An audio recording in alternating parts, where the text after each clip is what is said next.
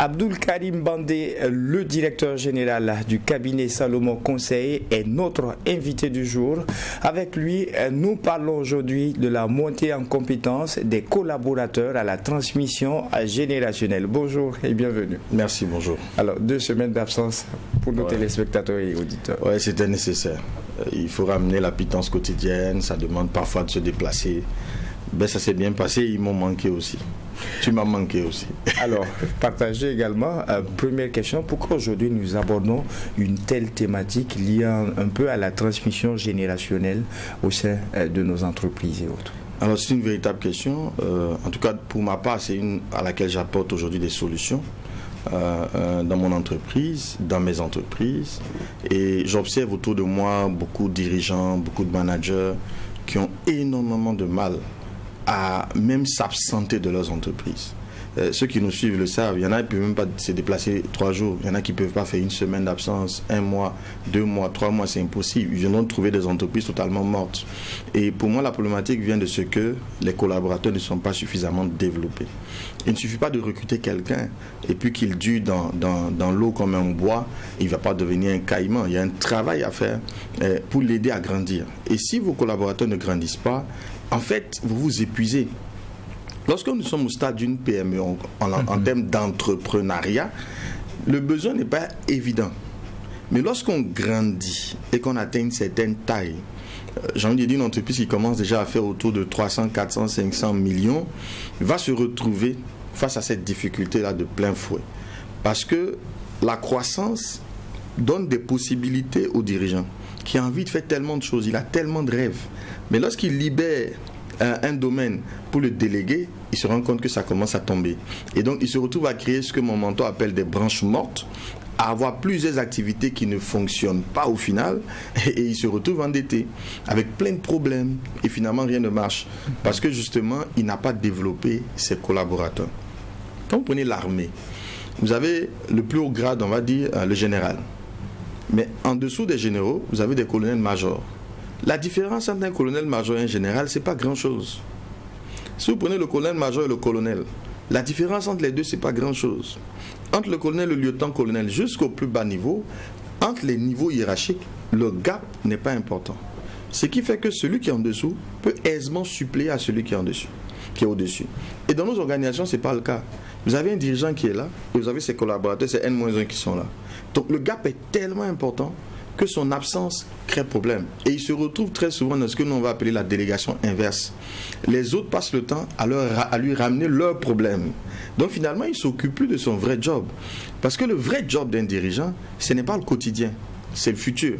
Il doit se préoccuper du futur. Son boulot est de régler les problèmes qui n'existent pas encore, d'aller relever les défis qui n'existent pas encore. Mais il n'a pas le temps de faire ce travail parce qu'il est dans le quotidien. Et ça, c'est une erreur pour moi liée au développement des compétences des collaborateurs.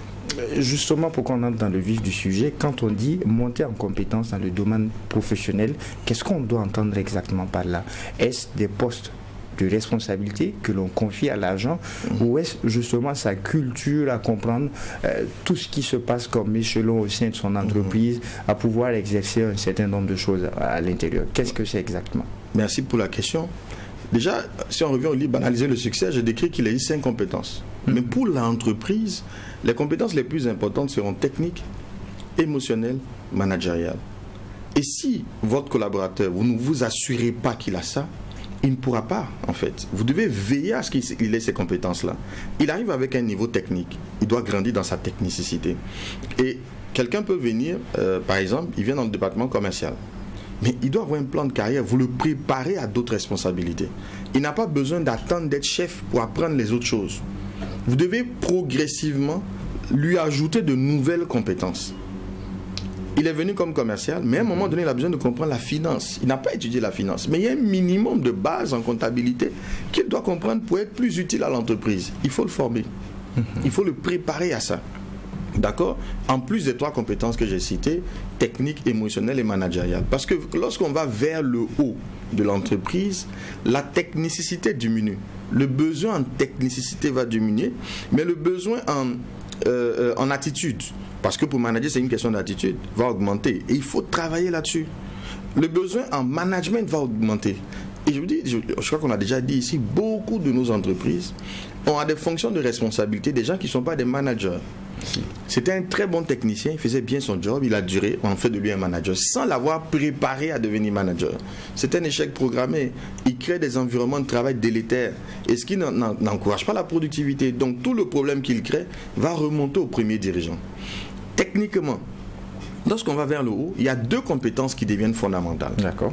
La compétence financière et la compétence en vente, en marketing. C'est les 2 clés pour la direction d'une entreprise. Donc quand quelqu'un commence technique, peu importe le poste qu'il occupe, et qu'en grandissant, vous ne l'aidez pas à développer sa compétence managériale, sa compétence financière, sa compétence en marketing, au fond, il ne va pas être utile. Si vous regardez tous les dirigeants, ils font ces 3 choses. Ils s'occupent de comptabilité énormément, ils s'occupent de vendre énormément, ils managent des équipes. Donc plus l'argent monte, plus il doit développer ses compétences. Et l'entreprise devrait l'accompagner de là-dedans. Qu'est-ce qui pourrait donc expliquer l'incapacité de certains dirigeants d'entreprise à développer leurs collaborateurs? Pour moi, il y a 3 raisons. La première des raisons, c'est qu'ils ne savent même pas que c'est nécessaire de le faire. Ils ne sont même pas conscients de l'importance pour eux de développer leurs collaborateurs. Moi, je l'ai réalisé justement en échangeant avec mon mentor. Parce que si vous n'avez pas de bon modèle, vous pensez que ce que vous faites est bien. Et vous finissez par justifier la situation dans laquelle vous êtes. Il y a des managers aujourd'hui, quand je discute avec eux, je leur dis, vous pouvez développer vos collaborateurs. Ils me disent, c'est pas possible. Ils sont déjà convaincus qu'on ne peut pas. Ah, les gens sont comme ça, les gens sont médiocres, ils ne vont pas changer.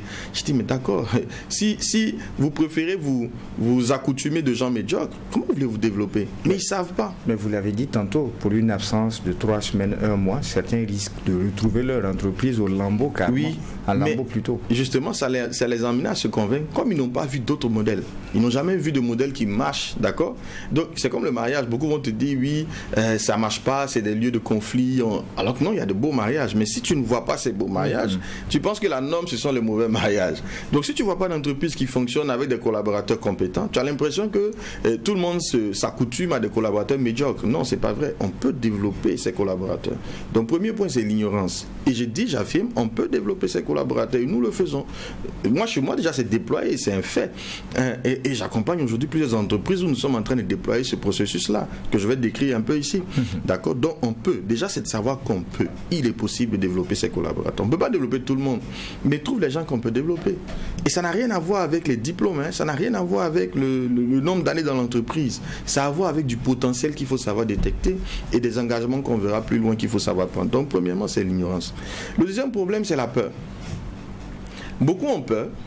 Ils se disent, avant la peur, c'est le comment. Oui, je veux bien, mais comment je fais? Je ne sais pas comment on développe des collaborateurs. Et ils ne savent pas, puisqu'ils n'ont jamais étudié. Ils n'ont jamais même réalisé que c'est possible. Pourtant, ça existe. Je vous dis que nous le faisons. C'est possible de prendre quelqu'un à un point donné et l'emmener à un autre point. Et c'est même ça le but du management dans une entreprise, c'est de rendre les gens meilleurs.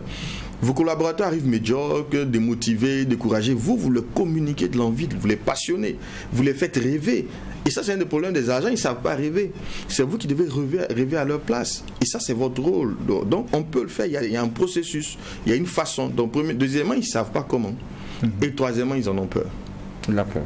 Il y en a qui me disent, si tu les développes, ils vont partir. Ils vont te concurrencer. Donc, vaut mieux ne pas les développer. Mais j'ai envie de leur dire, mais ok, si tu gardes des gens médiocres avec toi, qu'est-ce que ça te rapporte non plus? Entre deux mâles, il faut choisir le moindre. Je préfère avoir des gens compétents, même s'ils partent. Au moins, le temps qu'ils sont restés, ils m'ont apporté quelque chose, que d'avoir des gens médiocres. Et puis finalement, j'ai tout le poids de l'entreprise sur moi. Et Dieu merci, il y a une voie intermédiaire. Avoir des gens compétents qui restent. Oui, on peut avoir des gens compétents qui restent. Mais pour qu'ils restent, il y a des conditions à créer aussi. Sinon, ils partiront. Et à un moment donné, moi, je dis à mes collaborateurs, le jour où je ne serai plus capable, moi, en tant que patron d'entreprise, en tant qu'entreprise, de vous garder, je vais vous libérer. Je vais vous libérer. Parce que, justement, c'est pas juste. Moi, je n'aurais pas aimé qu'on me coince, on me maintienne. Moi, j'ai besoin de grandir. C'est des êtres humains, ils ont des familles, ils ont des projets, ils veulent aussi grandir. Donc, s'il grandit et que l'entreprise ne peut plus le contenir, ben, c'est normal de libérer. Mais il y a un préalable. Moi, j'ai un collaborateur qui vient de démissionner. Mais ça ne pose aucun... Il est compétent, hein, très compétent, mais ça ne pose aucun problème, puisqu'il y a un processus qui fait qu'il a un N-1 qui peut le remplacer. Donc il n'y a pas de mal à ce qu'il parte, on est même content. Et on savait qu'il devait partir. Et depuis plus d'1 an, depuis son arrivée, on savait qu'il devait partir. Donc on a travaillé ensemble à former des gens qui peuvent le suppléer sans qu'il y ait aucun problème. Donc après, c'est une question de process qu'on met en place. quand je ne suis pas là, l'émission a lieu. Et celui qui vient, je ne pense pas qu'il y ait un gap important entre ce que j'apporte et ce qu'il apporte, mais c'est mon N-1. Voilà, parce qu'il y a un développement qui est fait de la personne pour qu'elle soit capable de faire ce que je fais. Et pour moi, quand vous êtes manager, votre N-1 doit avoir au moins 80% de votre capacité. Si votre N-1, comme dans l'armée, n'a pas 80% de votre potentiel, en fait, vous allez vous taper tout le job. Non, et lui aussi doit travailler en dessous de lui, c'est N-1 et une partie de son potentiel. Ce qui fait que quand lui-même est dysfonctionnel, ils peuvent le suppléer. Et donc, le système ne peut pas s'arrêter. Mais quand le gap est important, c'est suicidaire. L'ignorance, la méconnaissance, la peur. La peur. Quand on prend les trois, à quel type de corps de métier est-ce que cela s'applique? Quand on parle de développement des compétences professionnelles de ses collaborateurs, est-ce que c'est dans une situation où on a une entreprise qui appartient à un PDG, à qui tout appartient, ou est-ce qu'on parle de la fonction publique? Comment est-ce que cela pourrait se passer? Parce qu'on connaît aussi les réalités du Burkina. On peut se retrouver dans une situation où on a cette peur de monter un collaborateur qui ira donner les choux gras au premier responsable et qui va arracher le poste. Il y a ces réalités aussi qui font le Burkinabé. Oui, c'est ce sentiment d'insécurité. Déjà, vous posez deux questions. Hein. La crainte de perdre, qui prennent ma place. À quel corps de métier est-ce que cela s'applique? Tous les corps de métier. Je Même vois pas dans la fonction publique. Maintenant, dans la fonction publique, c'est un peu complexe à mon avis. Je ne la connais pas très bien. Du peu que je sais d'elle, c'est que la fonction publique est très normée. Déjà, pour passer d'un échelon à un autre, pas d'un échelon, d'un niveau, les grades, il y a la catégorie A, B, C, il faut passer par des concours. Ce qui fait que l'accès à des niveaux plus élevés est assez complexe. Mais dans un niveau, c'est-à-dire pour tous ceux qui sont C, par exemple, si j'ai une équipe dans laquelle tout le monde est C, je peux développer un collaborateur, oui. Et moi, j'ai des amis dans la fonction publique qui ont été développés. Il y a un qui me donne son témoignage. Ils ont des mentors. Ceux qui savent où ils vont, il y en a aussi qui sont là, qui ne veulent pas beaucoup s'emmerder. Parce que pour être développé, il y a un prix à payer par l'argent. Ah, vous allez payer un prix. Et moi, je connais quelqu'un qui me dit, qui a été SG et tout ça, DG et tout, très jeune, qui me dit que quand il arrive en stage, il n'a même pas d'ordinateur. Mais tous les jours que Dieu fait, il produisait des rapports au BIC. Et puis le soir, quand les autres descendent, il prend la machine de quelqu'un, il reste plus tard, il l'écrit et il envoie sa hiérarchie. Pendant des mois. Et quand il fait ça, il n'a aucun retour. Mais tous les jours, il dit qu'il ne peut pas être là sans rien faire. Donc tous les jours, il produit quelque chose. Finalement, il y a un lien qui se crée entre lui et la hiérarchie. Mais quand la hiérarchie a une promotion, c'est lui qui monte. Parce qu'il y a eu un travail de collaboration, de développement. Et il n'a plus jamais cessé de monter. D'accord? Donc si, ça existe dans la fonction publique. Mais le levier pour le public d'autorité est tellement faible que c'est un peu plus difficile. Et le chef là-bas n'a pas toutes les cartes en main souvent pour promouvoir qui veut. Parce qu'il y a beaucoup de contraintes qui peuvent être en ligne de compte. Mais dans le privé, là c'est le lieu d'expression par excellence de ce que je partage là. Lorsqu'on est conscient de ce besoin de développer ses collaborateurs, lorsqu'on arrive à surmonter la peur, l'ignorance et tout, comment est-ce qu'on arrive à développer ses collaborateurs? Alors c'est vraiment un processus. Déjà j'ai envie de dire que on n'a pas besoin d'être le DG pour développer ses collaborateurs. Dès que j'ai une responsabilité, dès que j'ai un poste, je peux travailler sur un stagiaire. On n'a pas besoin d'être à un niveau élevé. Et puis, vous avez dit quelque chose, la peur de perdre son emploi. Vous savez, plus vous avez confiance en vous, plus vous savez ce que vous valez, vous ne craignez pas. Il y a la place pour les compétents. Les compétents, mais quelqu'un de compétent, moi je connais des gens qui ne veulent même pas signer de contrat à durée indéterminée. Ils trouvent que c'est trop, c'est une perte de temps pour lui. Quand vous êtes compétent, je ne parle pas des diplômés, les diplômés, il y en a plein, tu vois. Les gens moyens, on en a parlé, les gens efficaces, il y en a plein. Mais les gens efficients, performants, ça ne chôme pas, c'est pas possible. Il y a toujours quelque chose qui t'attend, quoi. Le besoin là-haut, là, de gens très efficaces est réel, il existe. Donc, plus vous êtes bon, plus vous aurez des opportunités qui vont se présenter à vous. Plus vous en aurez. D'accord? Alors, comment développer ses collaborateurs? Le premier problème, c'est de comprendre l'importance. Pourquoi je dois le faire? Et pour moi, c'est tellement évident, mais je ne comprends pas. Il y en a qui se plaisent dans ce qu'ils vivent. Déjà, je vous dis, plus vous vous développez, plus une entreprise grandit, surtout pour le dirigeant, plus il se rend compte des possibilités qu'il a de faire d'autres choses, de se diversifier, d'accroître son activité, d'investir dans d'autres secteurs. Mais vous ne pouvez pas le faire, vous ne pouvez pas avoir la tête dans le guidon là, et puis faire autre chose. C'est pour ça qu'il est important d'avoir des gens qui peuvent vous remplacer, vraiment vous remplacer. Et pas des employés que vous allez guider de loin. Non, il faut qu'ils soient suffisamment autonomes. Comment les multinationales font? Le mec est assis sur une île quelque part et il dirige des entreprises dans le monde. Vous pensez qu'il vient se préoccuper de savoir qu'est-ce que le DG Afrique a fait, qu'est-ce que le DG Afrique de l'Ouest a fait, qu'est-ce que le DG Burkina a fait? Non, c'est pas sa question. Il sait qu'il a mis des gens compétents, développés. Et lui, il fait de l'argent en jouant au golf, tu vois. C'est l'aboutissement du processus, normalement. Donc, premièrement, c'est qu'il y a un niveau de croissance qui fait que vous avez besoin d'hommes. Et je rappelle que, quand moi j'étudie, en tout cas les richesses, il existe 3 richesses dans la vie. 3 vraies. Le reste, c'est des spéculations. 3 vraies richesses. C'est la terre, c'est l'or et c'est l'homme. L'homme, c'est pour ça qu'il y a eu l'esclavage, quoi. Parce qu'avoir des hommes de qualité, mais vous pouvez tout faire. Quand vous prenez les grands groupes, que ce soit au Burkina ou partout dans le monde, c'est les hommes. Sinon, il fait ça comment? Mais les hommes, là, on les travaille. De la même manière que pour avoir l'or qui est dans le sol, il faut creuser et tout, faire de la recherche. Mais l'homme aussi, c'est le même processus, puisque c'est une ressource. Il faut la trouver, il faut trouver la bonne personne, il faut le former, il faut le développer, il faut créer un lien de confiance, etc. Donc, ça fait que pour moi, ce n'est pas une question que je me pose, parce que c'est une exigence de croissance. L'autre problème, vous n'êtes pas éternel. Et plus, vous avez un entrepreneur, il vit beaucoup de pression. Il vit beaucoup de pression, ce qui fait qu'il est souvent malade. Il est plus malade, il est beau de l'extérieur, il brille, mais si vous faites le bilan de ce qu'il a dans son corps, vous n'allez même pas croire. Parce qu'il est sous pression permanemment. Et d'ailleurs, j'en parle dans mon livre, la plupart des entrepreneurs, c'est des colériques. Et le colérique, c'est celui qui vit le moins longtemps, à mon avis, sur Terre. Parce que toujours en train de relever des défis, d'être sous des challenges. Mais il y a un âge, que vous le vouliez ou pas, vous ne pouvez plus faire la même chose. Comment vous faites quand vous arrivez à cet âge s'il n'y a pas d'homme autour de vous pour tenir la machine? C'est pour ça que beaucoup d'entreprises meurent dès que le fondateur n'est plus capable de venir même au bureau. Parce qu'il n'a pas développé des collaborateurs. Donc pour la pérennité de l'entreprise, pour que l'entreprise vous survive, vous n'avez pas le choix. Il faut qu'il y ait des hommes. Il faut bâtir des entreprises qui fonctionnent sans vous. C'est le but en fait. Lorsque vous les développez, c'est pour qu'à un moment donné, sans que vous ne soyez là, l'entreprise continue de fonctionner. Mais tant que votre entreprise est liée à vous-même, mais elle est trop fragile, elle est appelée à mourir, à vivre votre vie simplement. Ouais. Elle aura autant de temps que vous aurez vécu, où vous resterez capable de vous lever, de vous battre. Et ça, c'est pas du tout recommandé. Donc, voici 2 raisons pour lesquelles il faut vraiment travailler à développer ses collaborateurs. Et en ce moment, comment vaincre la peur de perdre le contrôle de son entreprise en développant d'autres compétences? En fait, c'est encore l'ignorance. Il faut commencer pour savoir. Il y a tellement de paix. Je me rappelle, mon adjoint, mon N-1, je lui disais, tu vois, ce que tu fais là, il faut déléguer à quelqu'un. Il me dit, non, il avait peur. Ah si, je délègue. J'ai dit, mais il y a tellement de boulot dans le futur que je ne sais pas ce que tu fais dans ce présent-là. Va dans le futur. Moi, je te dis, délègue. Ils vont faire des erreurs. Oui, ils vont en faire. Mais le temps que tu corriges, après, ils seront autonomes. Aujourd'hui, il ne fait même plus ces choses. Il est sur d'autres questions. Et il se rend compte qu'il y a tellement de possibilités. C'est un mur de verre. C'est une farce, tu vois. On a peur pour rien. Mais la seule façon de vaincre ça, c'est de voir des modèles et ensuite d'essayer. Il faut essayer. Quand vous allez essayer, vous verrez. Vous verrez qu'effectivement, c'est le meilleur chemin pour y arriver.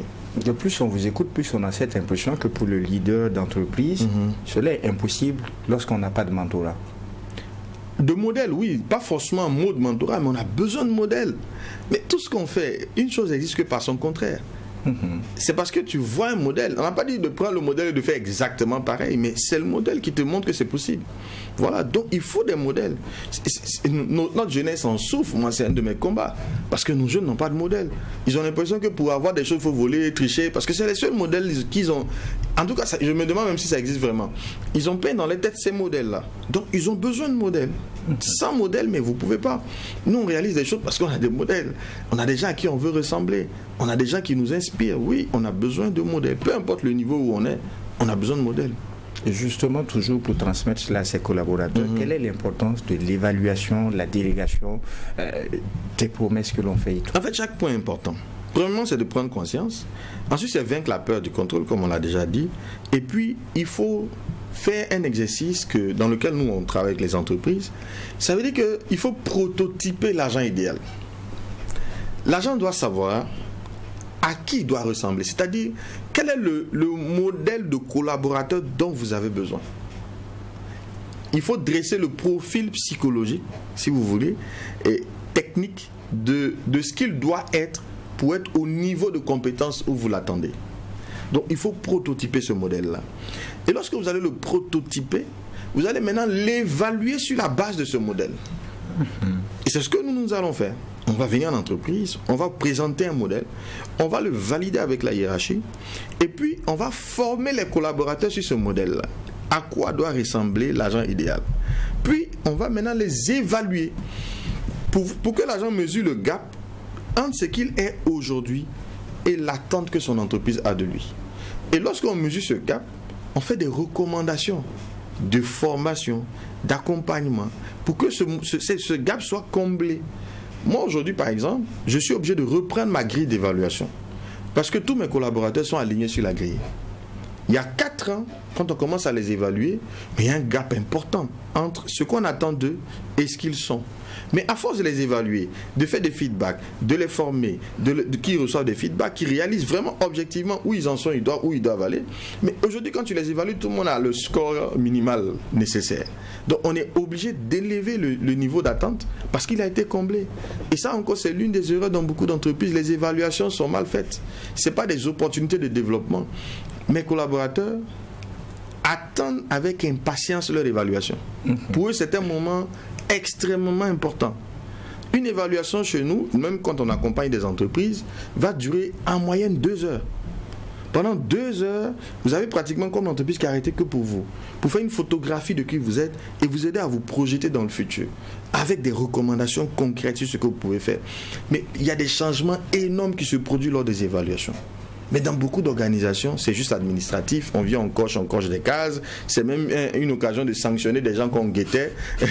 Et finalement, la pertinence même de l'évaluation n'est pas atteinte parce que c'est une belle opportunité de développer de la performance. On se retrouve avec moyen de 5 minutes de temps d'antenne pour parler de la transmission générationnelle. Qu'est-ce que c'est? Qui peut hériter de l'entreprise? Je pense que ça va être une autre thématique. En fait, j'ai prévu comme ça qu'on revienne dessus. Parce qu'il y a la délégation qu'il faut prendre en compte. Une fois que le prototypage est fait, il faut déléguer. Il y a des promesses à faire. Un dirigeant qui veut développer ses collaborateurs doit leur faire des promesses. Ils doivent leur dire, tu vas quitter là, tu vas te retrouver là, et je vais t'accompagner. Je vais t'accompagner. Et l'agent sent que le dirigeant se préoccupe de son avenir, de son futur. C'est là où il se lie à vous. Parce que c'est vous qui l'aidez à rêver. Il ne peut pas rêver de lui-même. Très peu de gens savent rêver. Mais lorsque nous, on va vous évaluer, on vous dit, non, tu sais, là où tu es, tu sais que tu peux quitter là, ici. Le gars va dire, c'est pas possible. Comment? Il dit, oui, tu peux. Voilà comment tu vas y arriver. Voilà comment je vais t'accompagner. Et quand vous l'accompagnez, et qu'au bout d'1 an, 2 ans, il y est, il dit, mais tiens, c'est pas vrai, quoi. Il n'a pas envie d'aller ailleurs. Dans quelle entreprise on va le développer ainsi? Dans quelle entreprise sera aussi épanoui? Et c'est ça le rôle du manager, de créer un environnement où les collaborateurs préfèrent être même qu'à la maison. Ils doivent être heureux de venir au travail. Ils doivent aimer. Vous savez qu'il y a la dopamine. Quand une personne fait un job qu'il aime, quand il est dans un environnement qu'il aime, son cerveau sécrète de la dopamine. Et il aime ça, il est productif en ce moment. Et ça, c'est le rôle du manager de créer cet environnement de productivité. La transmission générationnelle est donc une autre thématique à aborder. Mais en attendant, est-ce qu'on peut revenir sur l'expérience d'un manager, d'un responsable qui a déjà essayé le vol où il abandonne son entreprise et qui est revenu trouver son entreprise à Lambeau? Comment est-ce que vous arrivez à conseiller ce dernier de réessayer une fois? Il faut reprendre le processus, c'est un processus. Il ne s'agit pas juste... C'est comme déléguer. Il y a les pertes en ce moment. Oui, mais s'il continue, de toute façon, est-ce qu'il va pouvoir rester là tous les jours? Quand il va être malade, il fait quoi? En fait, tu n'as pas le choix. C'est comme passer en classe supérieure, c'est comme avoir le bac pour accéder à l'université. Tu n'as pas le choix, soit tu laisses tomber. Mais tu dois passer l'examen, quoi. C'est un examen à passer. Tu as échoué une fois. D'un entrepreneur, tu as l'habitude d'échouer. Échouer pour l'entrepreneur, ce n'est pas du tout un problème. C'est un processus normal. Donc tu as échoué, oui, tu tires la leçon, tu comprends que tu as mal procédé. Et il faut te faire accompagner. Et c'est ça le problème. Comme ce qu'on dit est de l'intangible. Quand tu dis à quelqu'un qu'il faut payer pour ça, ah non, pourquoi payer? Mais alors ne paye pas. Et si tu trouves que ça coûte cher, ben continue et vois le résultat que tu obtiens. Mais nous voyons des entreprises qui sont transformées, des patrons plus libres et en meilleure santé parce que justement ils ont des collaborateurs qui portent vraiment des piliers, qui sont devenus des piliers pour l'entreprise. Sinon c'est pas possible. On a parlé des premiers responsables. Quel est le dernier mot à l'endroit de ces collaborateurs qui attendent aussi de voir leurs compétences développées par la hiérarchie? Il faut être disponible. Ça demande de payer un prix. On ne peut pas développer tout le monde. On ne développe que ceux qui sont prêts à être développés. Il faut être prêt à être développé parce que ça va demander de travailler 2 fois plus peut-être pour le même salaire. On te fait faire un job qui n'est pas ton job, tu vois. Tu dois finir ton job, bien le faire, et puis prendre un autre job et t'entraîner à le faire. En fait, tu dois devenir manager avant de manager. Tu dois te comporter comme ayant la promotion avant d'avoir la promotion. Donc, il faut que tu acceptes ça.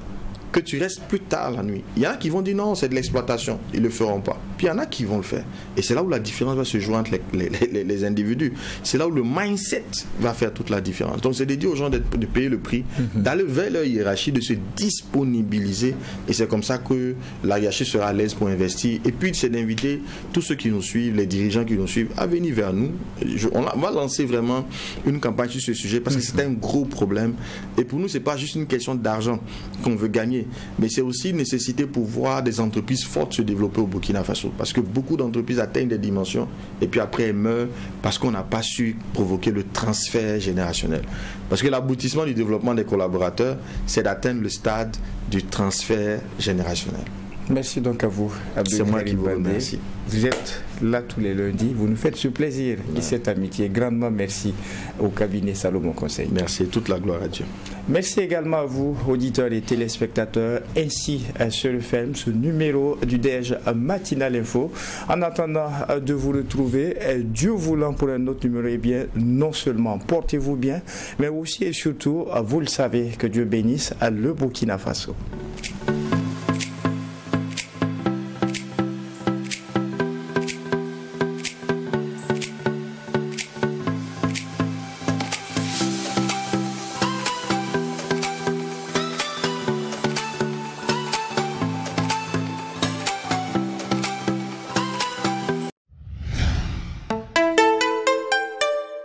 Truy TV, la télé interactive.